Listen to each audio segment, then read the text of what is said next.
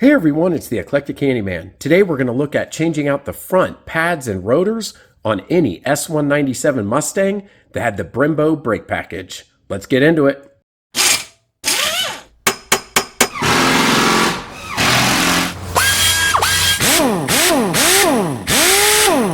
All right, first thing I like to do is just spray down all the parts with some brake parts cleaner before I got my head up in all these parts.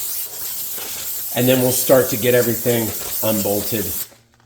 These Brembo calipers actually utilize a pretty cool design. So there's this spring retaining clip that holds the pads in, and there are two pins that once you slide those out, the clip comes out and you can actually remove the pads. So for some reason you're doing pads only and not rotors, which I don't really recommend on a car like this, but if you were, you can unpack the caliper from here.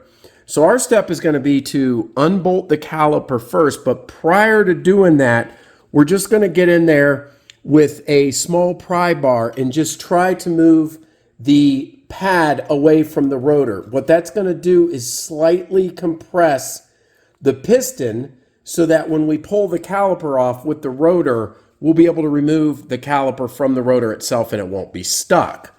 So again, if you just get in there with a little bit of a pry bar, and you can wedge those away, and especially if you are throwing away the rotor, you can be a little bit more forceful in getting this done.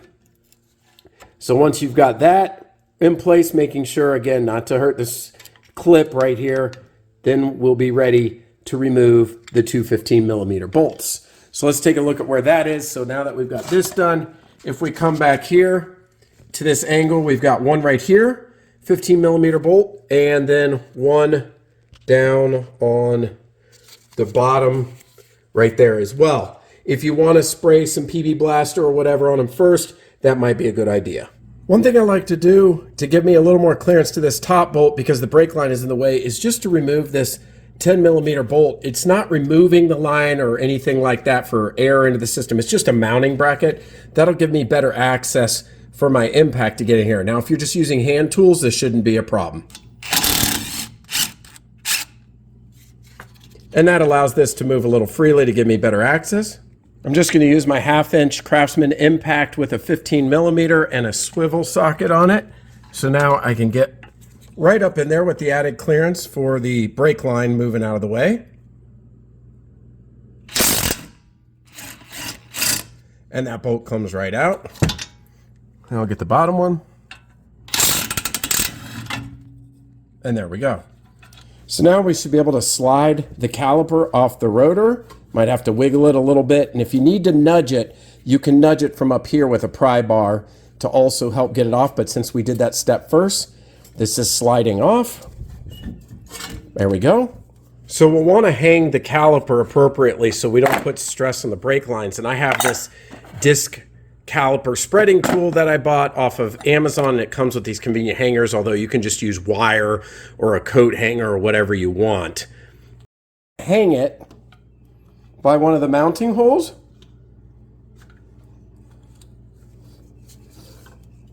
Just like that, out of the way. Again, those things are very convenient. They're kind of like freebies that come with those disc caliper tools. And now we can pull the rotor off the hub.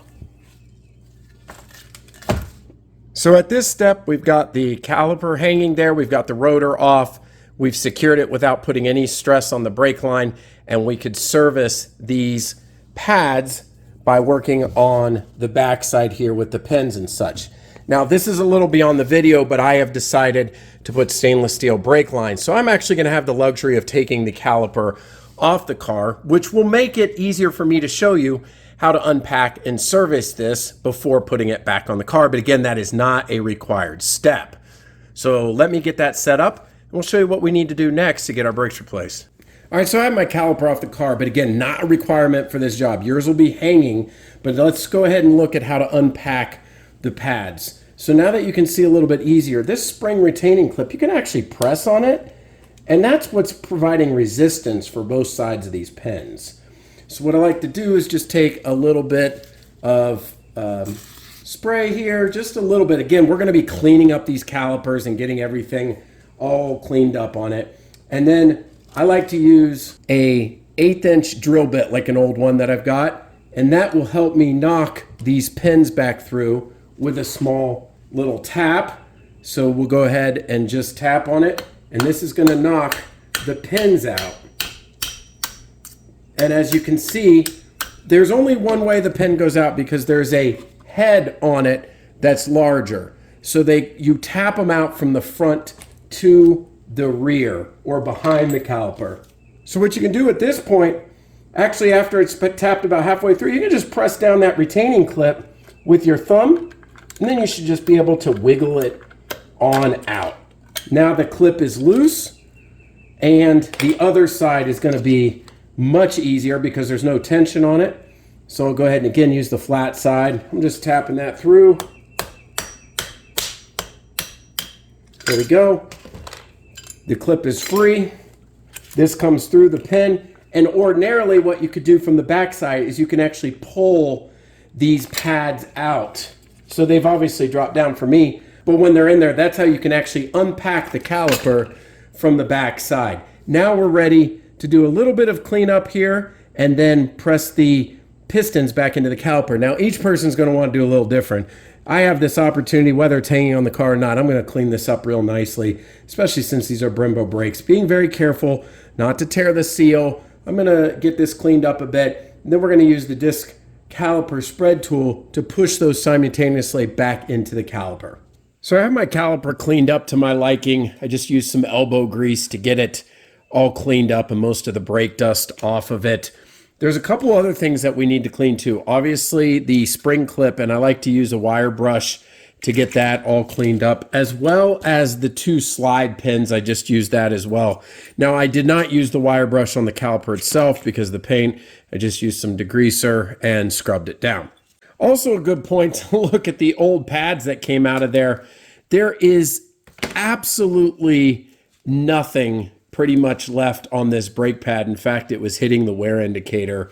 I normally don't let them go this long. So this was definitely needed to replace these brakes. All right, the next step is going to be to compress the pistons back into the caliper. Again, you can do all this on the car with it hanging there. It's going to be no problem, but it's just a little easier to demonstrate.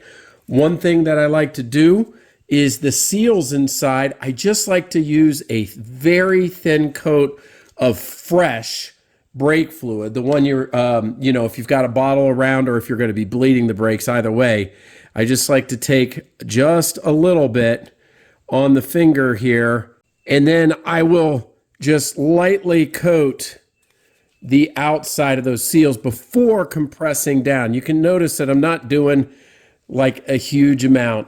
It's just to prevent it from drying out, and it also does get off some of the brake dust itself, because again, as you're cleaning, you don't want to be too rough on those seals. And there you have it. You can see that both sides, I've just done, again, a light coat of brake fluid. So let's go ahead and use our tool now to push those back in. Now, there's a lot of ways you could do it. You could use a clamp or a block of wood, but simultaneously, the easiest way I've found is just to pick up a tool like this. I got this one off of Amazon, and it's pretty straightforward. What it does is this ratcheting mechanism, when held down, allows you to spread apart, and then there's a selector on it, just like a socket wrench that you can go back the other way. So you get the point. We're going to put this down inside the caliper here, and then it'll press the pistons back into the caliper. All right, so I like to put it in kind of snug in place so that it's already ready to go. And then by holding those, you can you see how I'm ratcheting? So I'm just doing that, and it's very nicely going back into the caliper. Almost no force at all. Now mine, because it's off the car, is pushing brake fluid onto this cardboard right here. That's normal. So if you are doing this while it's hanging on the car, you'll want to loosen the cap on the brake master fluid cylinder up in the engine bay, put a couple of rags around it, and then allow that pressure to go back into the cylinder if needed. That way it's got some room to go. So again, we'll just do this, put a rag underneath there, And I'm compressing that back.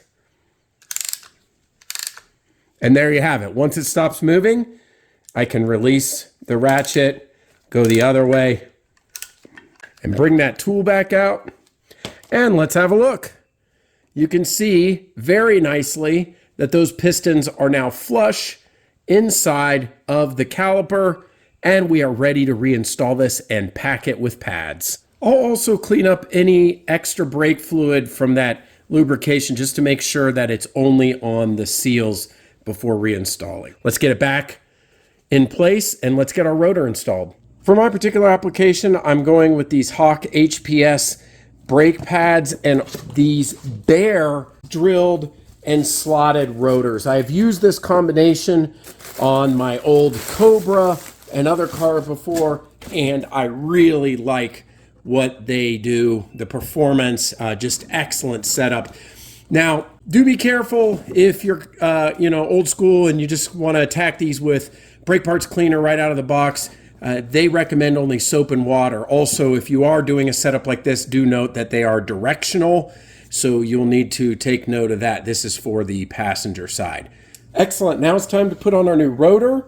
Have a lug nut handy so we can secure it. And also, I spent a couple minutes just cleaning off the dust shield behind it with some brake parts cleaner.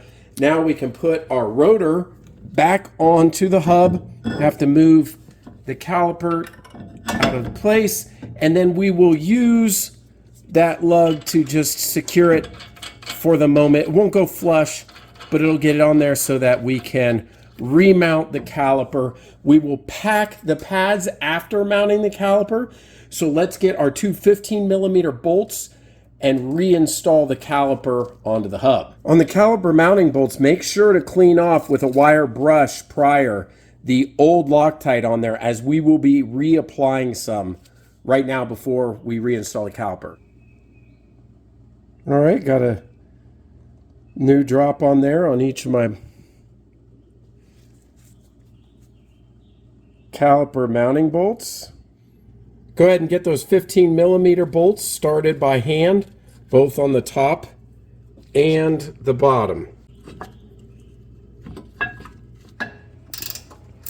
Get them snugged up, and finally get them torqued to 85 foot-pounds. Here's a quick look at all the torque specifications when doing the front brakes, including some of the part numbers for the different parts, so you may pause it where needed. Also, at this point, if you had removed this mounting bracket for the brake line to give you some extra access to those 15mm mounting bolts, it's time to put it back in. Make sure you get the 10mm bolt, and the mounting bolt is on the back side of this suspension here. And now we're ready to pack the caliper with brake pads.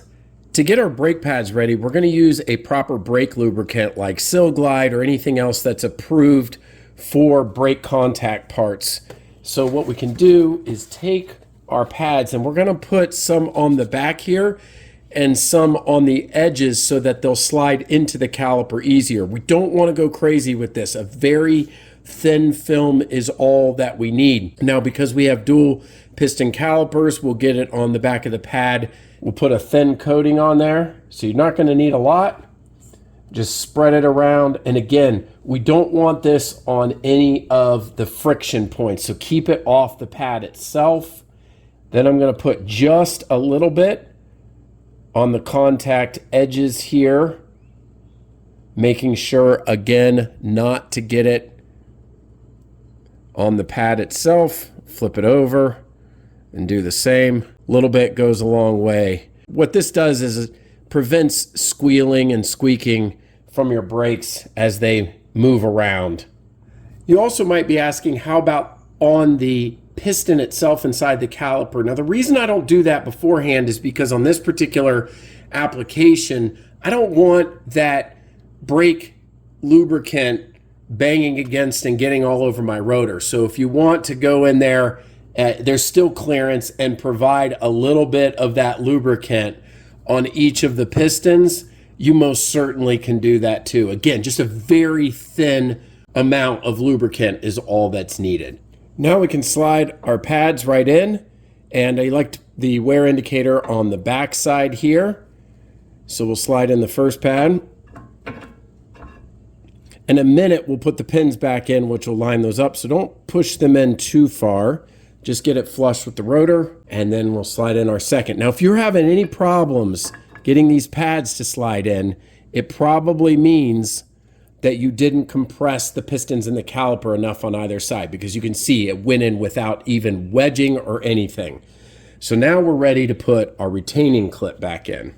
For this step, I'm also going to use a little bit of the sill glide as a means to an end just for installation to make it easier, because we do have to get those pins back in. So I'm just going to put, again, a thin coat. This isn't really a cause of any squeaking when you're driving or anything like that. This is more about just getting these installed with ease. So get both pins. Now, on the bracket itself, this inside right here, which actually bends back, is where I'm just going to put a little bit where the pins actually slide, just right here and right at the bottom, because what ends up happening is they come across like this as we put them in. I am going to take great care and wipe off any extra that may have got. I don't want any of this getting on the rotor or any other, again, friction parts.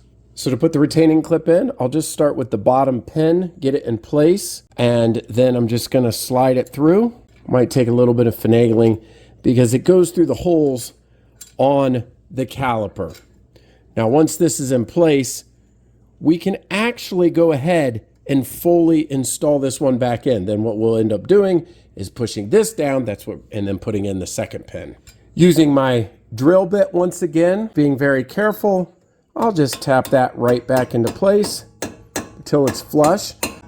One of the cool things about these pins is you can usually hear it change sound once it hits flush when you're banging this in. All right, now it's time to put in the top pin. We'll also get it started through the first two holes, and this is going to be the more challenging one because this is when we're actually putting that friction on. So we can go ahead. And one of the ways I like to do this is just to press down on this as I am pushing it back in. It makes it a lot easier. In fact, if you've got a helper and they can press this so you can guide it back in or tap it in, that makes it even easier. And you may have just noticed I could have actually even waited to guide this external clip back in. What I mean by that is if I back this out just a little bit, I actually could have waited till this step and gone ahead and put that in. I just like to use it as a guide. Right. Now, this is where it gets a little bit more difficult because that's going to push up on that pin. And so it's going to make it challenging to get it in that hole. So you really need to push down on this to relieve the pressure so that it can align. There we go. I push down just to get it started. Now I can tap this one in as well.